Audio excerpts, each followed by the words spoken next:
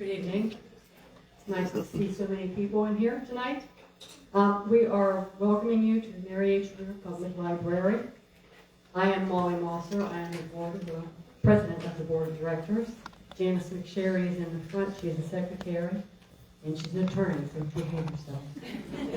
Okay. Each candidate will have 5 minutes to speak, and then you have to sit down. Later on, you can all get together and talk. We're not asking questions of the candidates. They're coming up, stating the platform. Okay? All right. I'm going to talk first about our upcoming levy.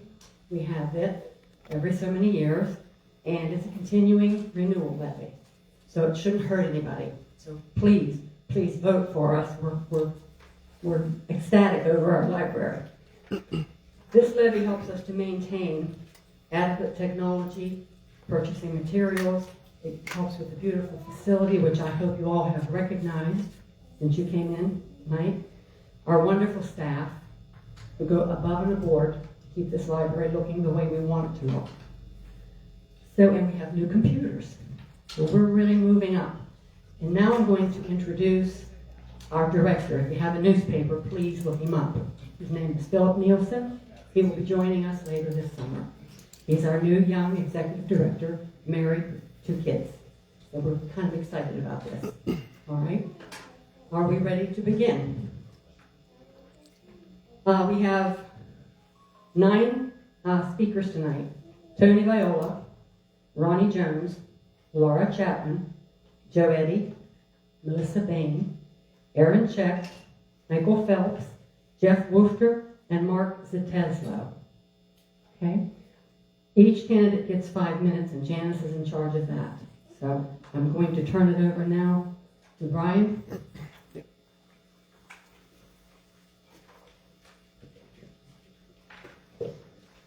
Good evening, everyone. My name is Brian Barrett, and I want to thank you guys all for being here tonight. We organized this event to give you the opportunity to hear directly from the candidates in the contested races on the May 12th ballot. It is important to have these conversations as we look forward to the future of our community. And we are happy you could all join us. Without further ado, we will hand it over to our moderator, Molly, for the evening. Thank you. All right, everybody strap in, get ready, and Tony, you're up. Okay. Come on.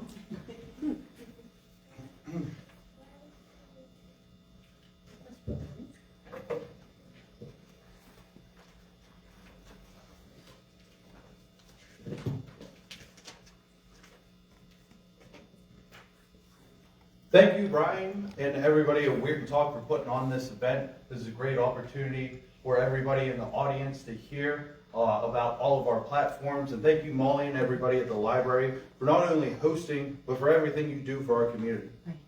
My name is Tony Viola, and I am seeking your support and your vote to become your next delegate. I have a 3-step approach for what I'm looking to accomplish: improving infrastructure, more economic development, and a better community. The first is, and it has to be, infrastructure. Your concerns are me and my family's concerns. Water. The city of Weirton is currently looking at a potential $190 million water upgrade to the water system. By the time work begins in a couple of years, that job may be $250 million. My plan is to fight for your family, my family, and all of us in securing state funding, federal funding, grants, and working with the Army Corps of Engineers so this bill doesn't solely fall on us, the ratepayers. We have to keep our utility bills affordable for the good of Weirton and for the good of West Virginia. The second crisis that we currently have with our infrastructure is the lack of available housing. This is a subject that I'm well versed in as a real estate broker with Howard Hanna Mortimer Realty. For the last 6 years, we simply do not have enough supply to meet demand, and it's hurting our local economy. Think about this.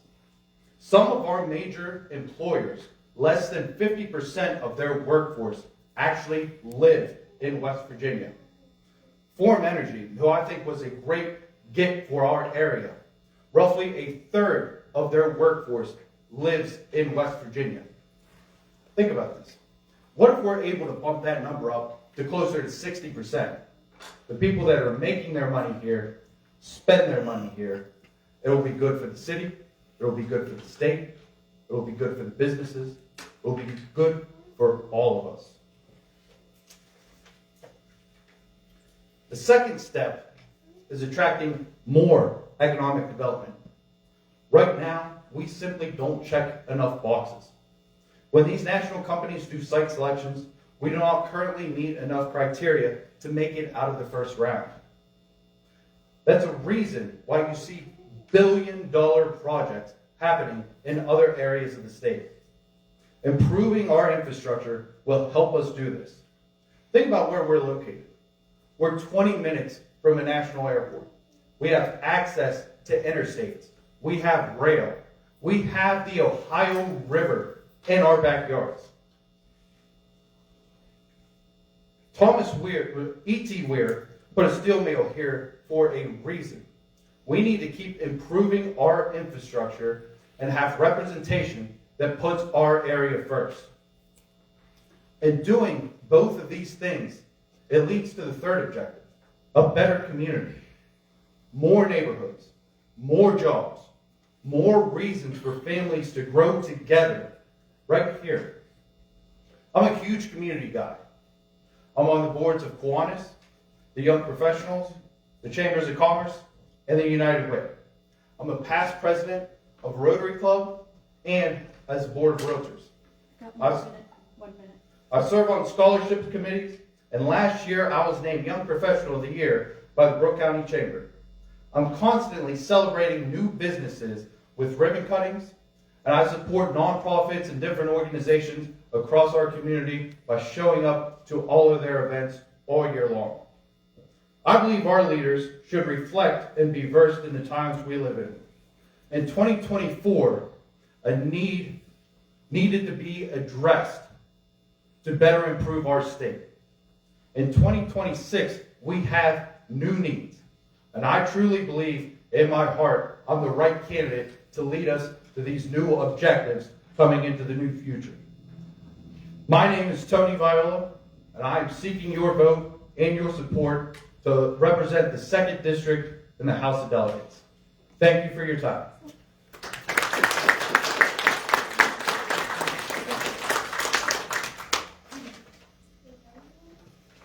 Next is Ronnie Jones.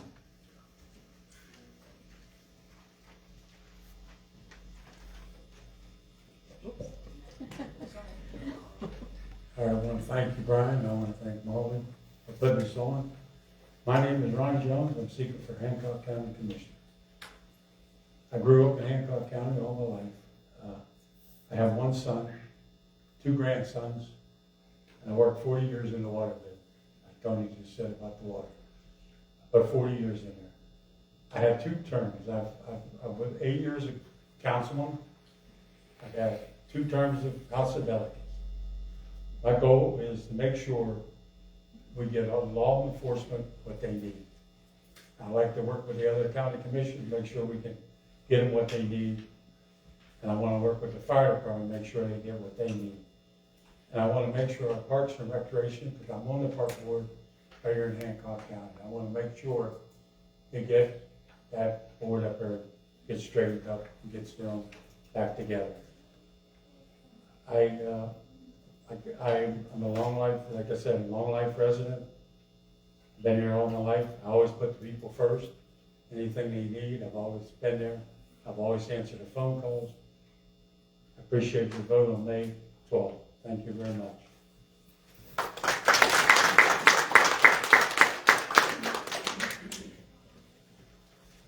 All right, up next is Laura Chapman.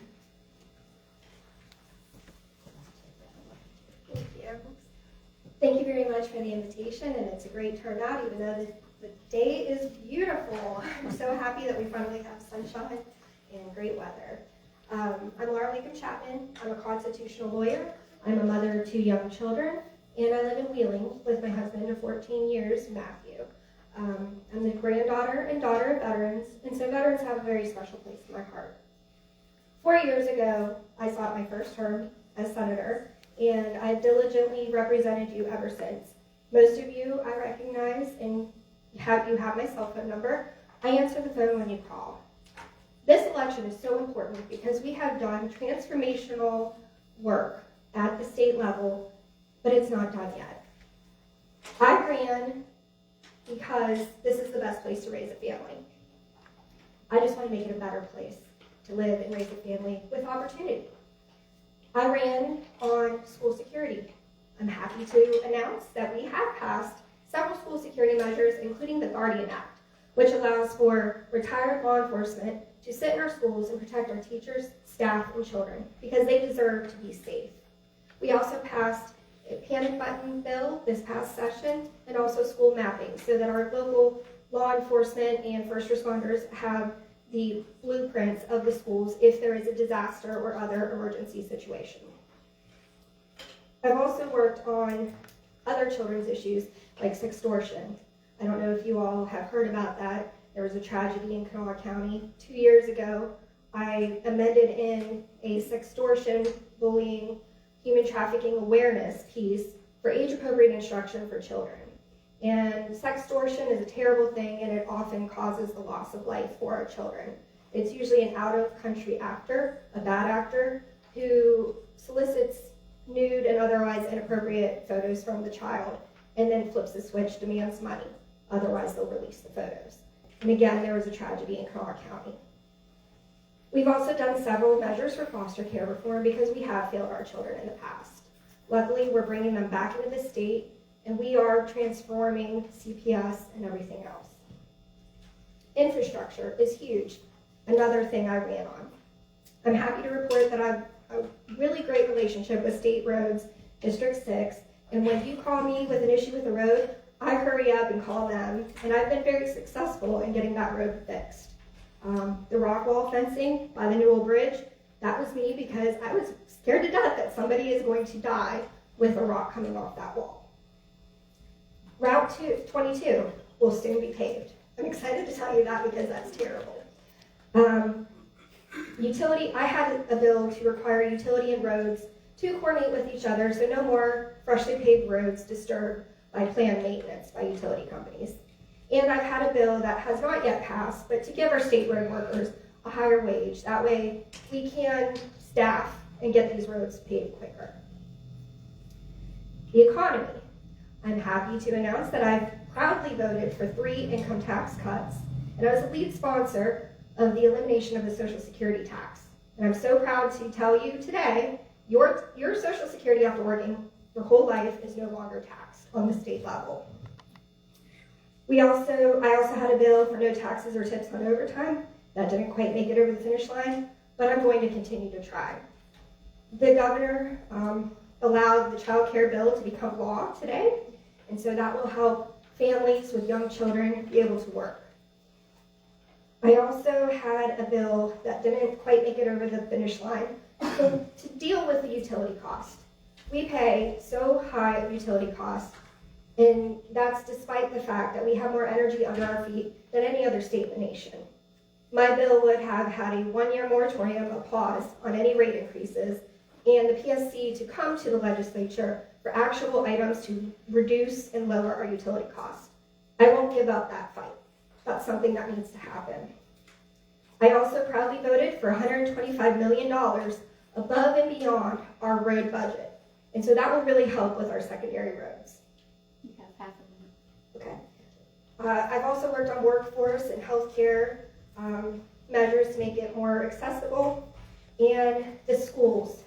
I've worked very diligently, especially for Hancock County. I carried the $8 million loan to Hancock County schools so that our innocent teachers, staff, and children are not affected by any closures. I have a great relationship with the governor. I'm the only person in this race who's a lifelong Republican and who has a great relationship with the governor. And that matters when the Northern Panhandle needs something. I would humbly ask for your vote. Thank you.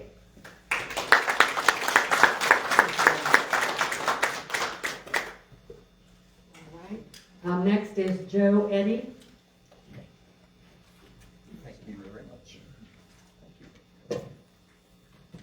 for putting on this candidates forum, and I thank all of you for being here tonight.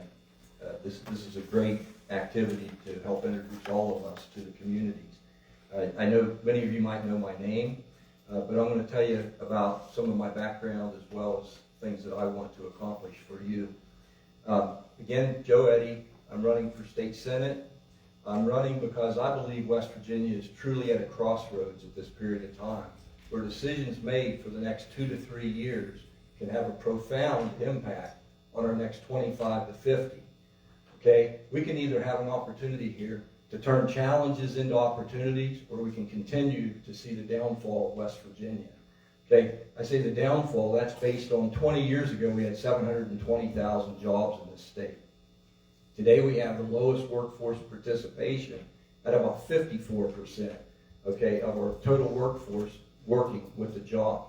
So we have 720,000 jobs today, 20 years later. We've had some great, as was said, we've had some great successes here in the Northern Panhandle. I'll talk to you a little bit about my participation in some of those successes.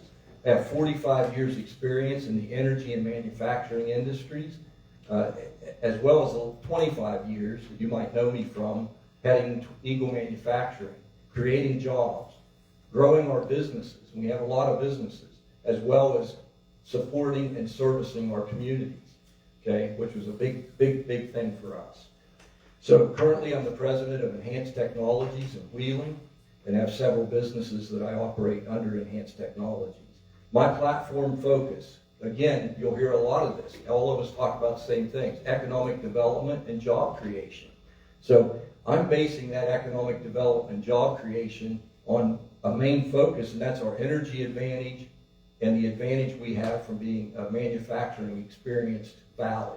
We have great craftsmen in this valley.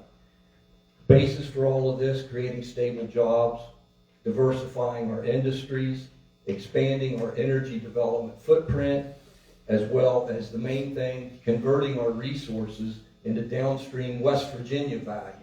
It's been said, I think Senator Chapman said it, you know, we have a lot of energy production here, and we don't keep enough of that downstream added value jobs and added value in the area.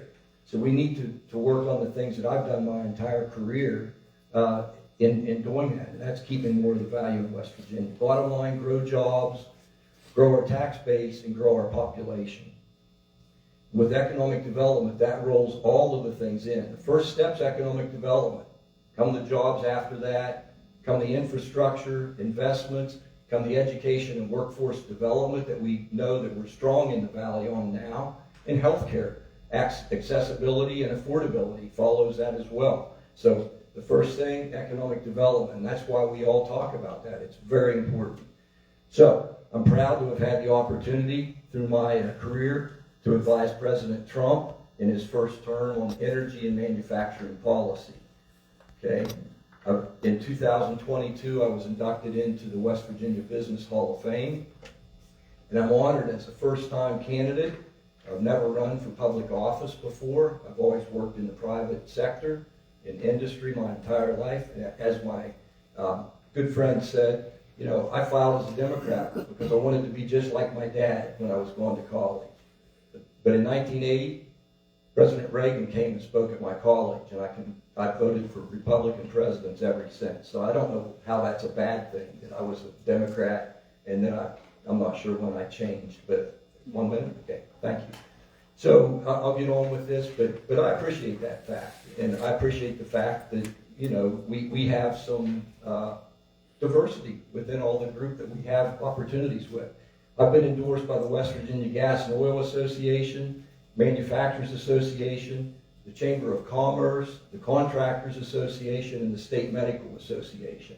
Okay, I've served on numerous boards, all state and local and national, and names you'll know that from the West Virginia Economic Development Authority Board, you know, success has many fathers and failure none, okay, they say. So we all take a piece and are real proud of the things that we've done. I spent 10 years as vice chair of the West Virginia Economic Development Authority.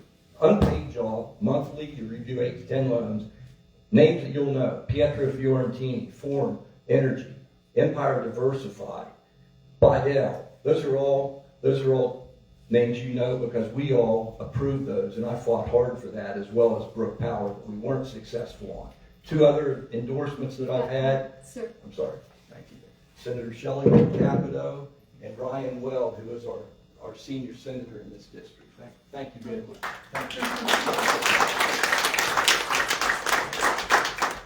Next is Melissa Bain. I'm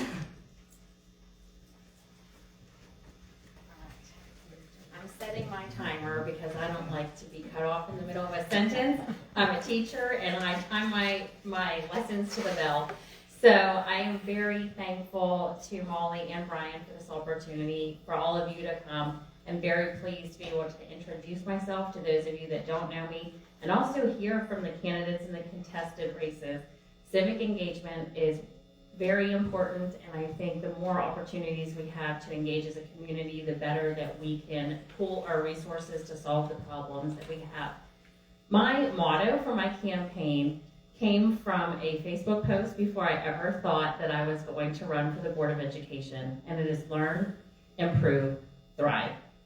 I know that there are many wonderful things going on in Hancock County schools. I'll talk about my background and how I know that as we're going along. But there are also things that we need to learn from. There are things that we need to improve. And I know for a fact that the way this community can pull together, we will be able to not only restore the good reputation that Hancock County has had, but exceed any expectation anyone has for us. So as a hopeful new member on the Board of Education, I hope to play a role in learning about what has gone right in our county over the decades, not just the past couple of years, and what might need to be corrected. We need to make a concerted effort to follow state code in all instances. The state code is the law, and we need to have policies that reflect that. If there are code or laws that we do not appreciate, there are men and women that gather in January, February, and March every year where we can try to lobby for changes. I believe that all of the things that Hancock County does need to be following best practices, which are evidence-based, sound, and that prioritize students while also considering the impact on all stakeholders. I would like to have a role in improving morale, promoting unity, and building a positive school culture. Well, positive culture in general, not just for the schools. I mean, schools are the heartbeat of our community, I truly believe. And so I think that there's a great opportunity to pull these things together. My qualifications and experience, I do believe, position me to be on the Board of Education, which is a weird thing to realize, but I think it's true. I have been educated in Hancock County from preschool through 8th grade, well, 9th grade really, up in Chester, and then we moved to Weir when I was in high school. I went to West Virginia Northern, and then West Liberty University, and then was hired to teach at Allison Elementary for 6 years, at Oakland Middle School for 5 years, and now I am in 4.5 years at WVU. So I'm in a unique position to be active in schools without being employed by Hancock County schools. I think a lot of people are unaware that current school employees are not allowed to be on the board, which is why we often find retired school personnel wanting to serve on the board, and their expertise and experience is invaluable. I am in schools currently right now every day, and that during the week, my job at WVU allows me to travel throughout the entire state. I have currently led lessons all day long in middle schools and high schools in more than 40 counties in West Virginia, every single region, Monroe County, all the way to Jefferson County. I haven't been in Wayne yet, but I'm working on it. So we do have a team. It's not just me. But I do believe that my experience in education, not only in Hancock County schools, but throughout the state, gives me a unique position to consider things that are working. I also have worked with people at the State Department of Education through my role. I don't know that Dr. Blatt knows me by name, but we have met before. I have had communications with Uriah Cummings with questions that I have. And what I really want to do for the citizens is advocate, ask questions, look for answers, take input and work as a team to strengthen our schools.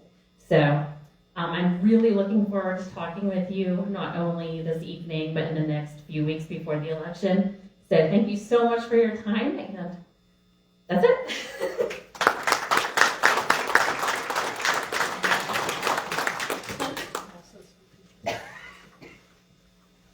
All right, thank you. And up next is Erin Check.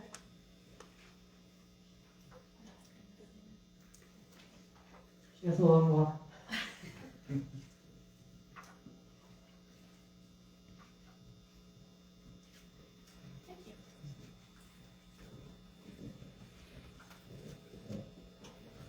Thank you.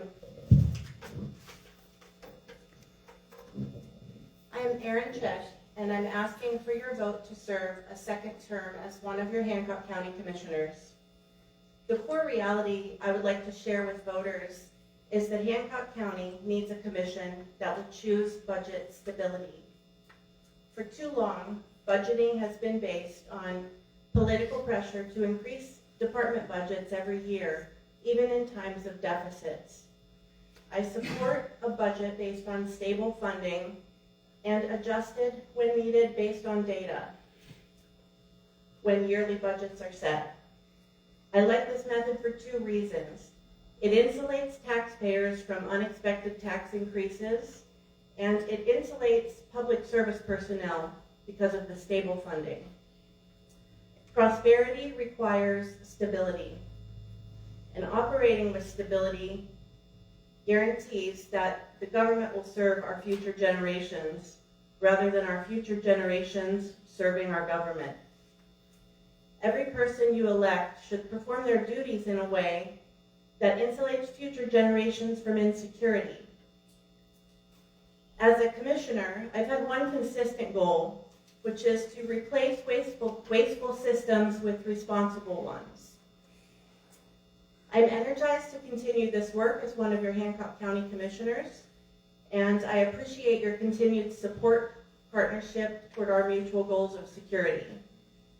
A check vote is a vote for steady progress, dependable public services, and a government that works for you. Thank you.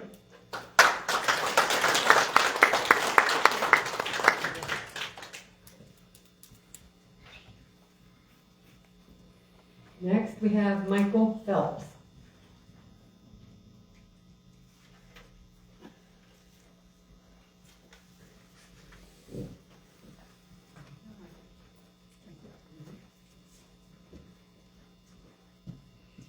First, I'd like to say thank you for the opportunity. My name is Michael Phelps. And unlike most of you, I did not grow up here. I served 20 years in the Air Force. I retired in 2001. I happened to be the first sergeant of the local Air Force recruiting squadron at the time, and I basically stayed. So while having not grown up here, I've lived here over half of my life. Not a politician, never intended to run for office.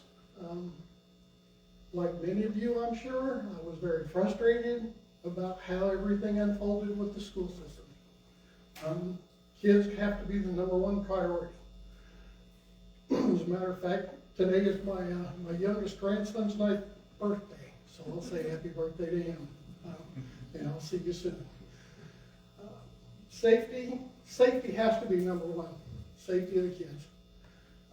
After that, we owe them an education that puts them on the right road when they leave school. I'm not an educator. I've got a lot of friends that are.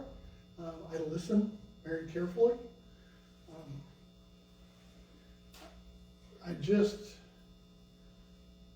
The whole reason I threw my name in the ring this time is because I actually signed the petition of no confidence in the school board. And it's because I was so frustrated, because it can be done so much better. You have to make intelligent decisions based on fact, and you have to know where you stand. We have a saying that's failing to plan is planning to fail, and there's no reason to be there. I would appreciate I would appreciate your consideration. I believe in accountability. I've been in a lot of jobs in the military and out of the military where I had to either hold people accountable, and there's no excuse to not. So you'll find if I can tell you in a short sentence what I mean, I will. I would ask for your input because, like I said, I did not grow up here, but I care very much about this area, and I decided to make this my home. So I would ask for your consideration. Thank you.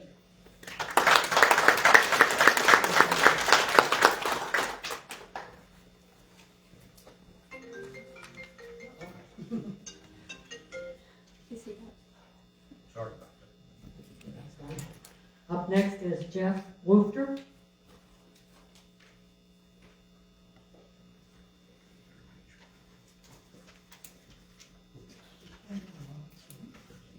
Good evening, everyone. If you see me flopping around like a fish up here, I was diagnosed with Parkinson's in 2018, so I get a little shaky at times. But it's a pleasure to be here. Thank you for all coming. My wife Mary and I were Oak Glen graduates back in 1981, and I went across the area up there to Penn State to play football. And people give me a hard time in West Virginia, but I was on the first West Virginia team to lose. I mean, the first Penn State team to lose to West Virginia in 28 years. We're laughing, Quincy Wilson. But it was a great time. At Penn State, I got a degree in Administration of Justice. And later I went back to school, got my MBA at Jacksonville University. Marianne and I were living in Florida at the time, working in the security industry.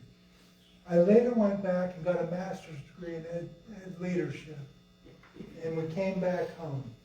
We started a business with my father-in-law and brother-in-law and I, Six Recycling in East Liverpool, Ohio.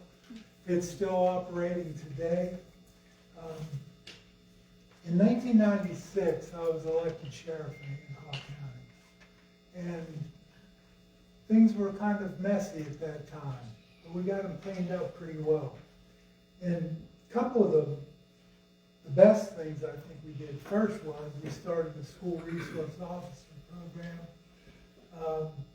We did it in the northern part of the county, the sheriff's office, and then Chief Fletcher and Weir PD did it in the south.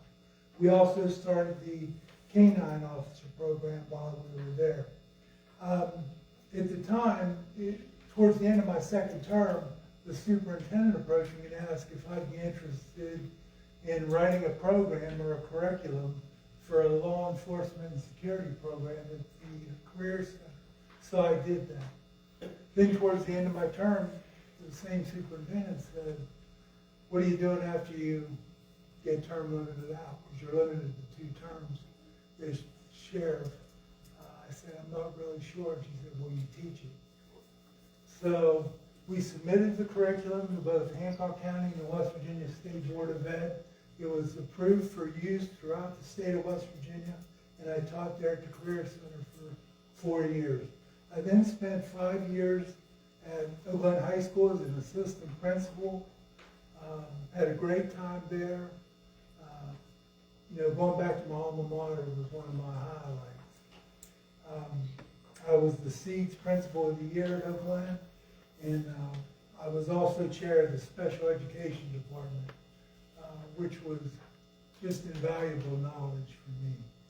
I was then hired as the high school principal at Hampshire High School in Hampshire County. They were 113th out of 114 high schools in West Virginia when I went there. In 2 years, they had risen to 34. And that's why I got hired at Barber County Schools. Barber County Schools hired me as superintendent. I spent 8 years of my life there. Barber County was ranked last, 55th out of 55 counties. And in 7 years, we were up to 24. So we made great progress there as well. While at Barber County, we had no excess levy. And I remember being here in Hancock County Schools and just a wealth finances we had, the ability to do things we wanted to do. 1 minute? Okay. And there in Barber County, we had no excess levy, ever. But we balanced our budget every year. I think I can help get Hancock County back on the right track. And I can tell you this, it's not just Hancock County that's screwed up. The West Virginia Department of Ed are very responsible as well. And I don't think we should just sit back for 4 years and go to one meeting a month as a board member and have no control and hand over control just automatically. I think we need to fight to get back in. And I'd appreciate your support. Thank you so much.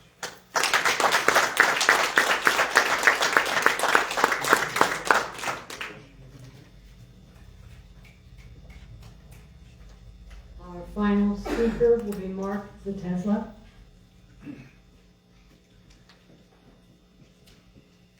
Thank you, Molly. Hello, everyone. I am Mark Zateslo. I am the current delegate representing the 2nd District, which of course is most of Weir and the hinterland of Brooke County. I was minding my own business about 12 years ago when somebody came to me and said, have you ever thought of running for office? And I said, why would I do that? I was a little bit more colorful with my language about that. And they said, you're a geologist, and I'm a hydrogeologist, what they call groundwater. I study groundwater. You understand this shale stuff, and we think that's going to be important. And I said, I hadn't thought of that. And I decided that maybe it was time to get involved and see what I could do to help the economy of West Virginia and the location where I live in. I can tell you that for 50 years we would produce 200 to 250 billion cubic feet of gas. This year we're at 3.5 trillion, which is 10 times the historic average production for the state of West Virginia. Well, that's a big thing, but that is one step, and that step took a fair amount of years. The next step, and it's in place and starting to roll, we passed a bill this year to set up the Office of Energy as a policy-making body for energy in the state of West Virginia. Never had it before. I worked with the governor's people pretty closely. We were able to pass that bill. And I can tell you that the man they chose for that office, Nick Preservati, is hitting the ground running, and his big thing, and I've heard it here among the 8 candidates, use what we have here. Use it here.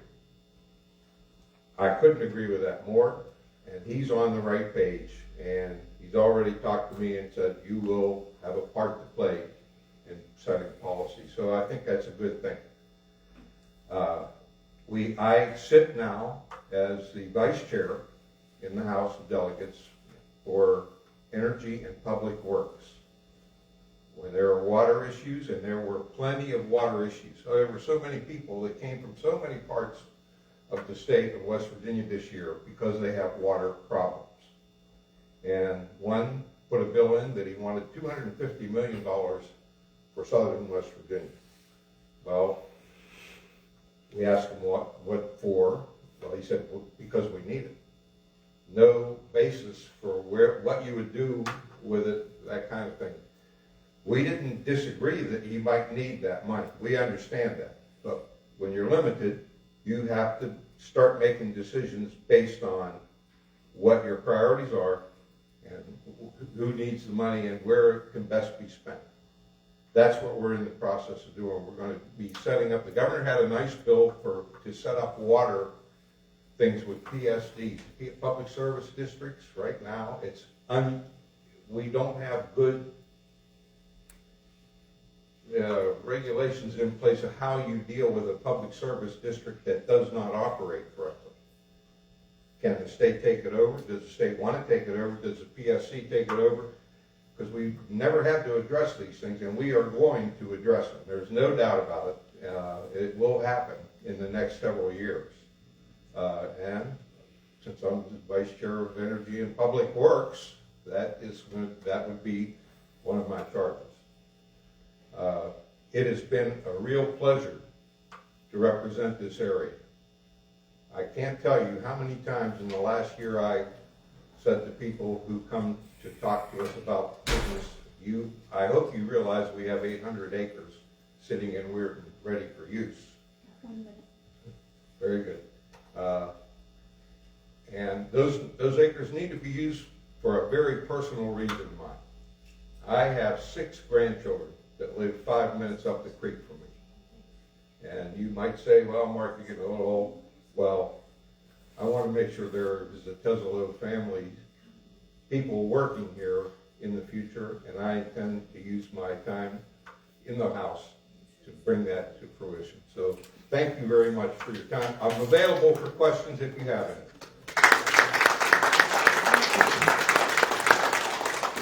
And that will conclude our speakers. We are not going to have questions, but we can mingle. So if you want to talk to somebody that you might have agreed with what they were talking about, or if you want to argue with them, do it on your own time. Thank you for being here. We very much appreciated hosting this. Thank you. Thank you.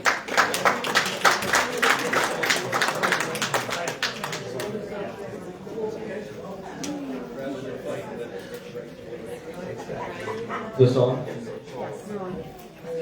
Before we wrap up, I want to extend a sincere thank you to all the candidates for coming out and sharing your visions with us. We truly appreciate your time and commitment to the community. I also want to give a special thank you to our moderator, Molly, and the library for allowing us to use this wonderful space tonight. Thank you. Please keep, please keep your eye out for our next candidate event towards the end of summer, and thank you all for coming, and have a great day.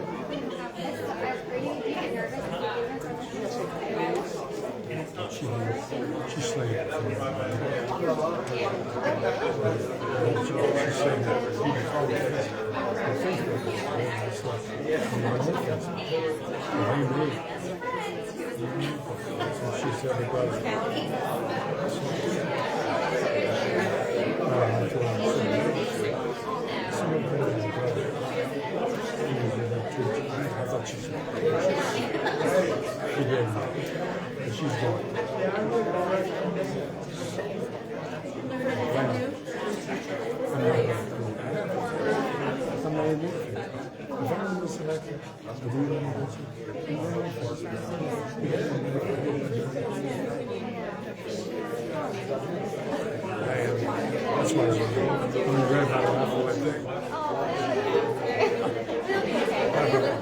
Yes. I believe it's